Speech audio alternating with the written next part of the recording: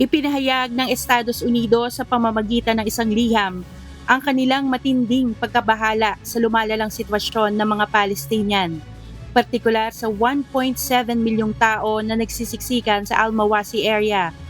Ayon kay Secretary of State Antony Blinken at Secretary of Defense Lloyd Austin, nangangamba ang Estados Unidos sa patuloy na pagbagsak ng daloy ng tulong sa Gaza.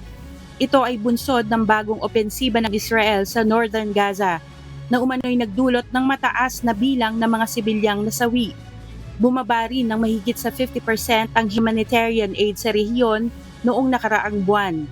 Nagbabala ang Estados Unidos na posibleng mabawasan ang military support nito sa Israel kung hindi agad aaksyonan ang krisis sa Gaza.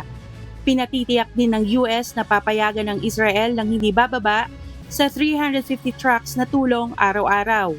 Magpapatupad ng mga humanitarian pause at dadagdagan ang seguridad para sa mga convoy ng tulong. Ayon naman sa Israeli government, handa nitong pahintulutan ang tulong sa Gaza at nagsabing hindi ito humaharang sa humanitarian assistance. Kat Carriedo, humahataw sa Balita Ngayon.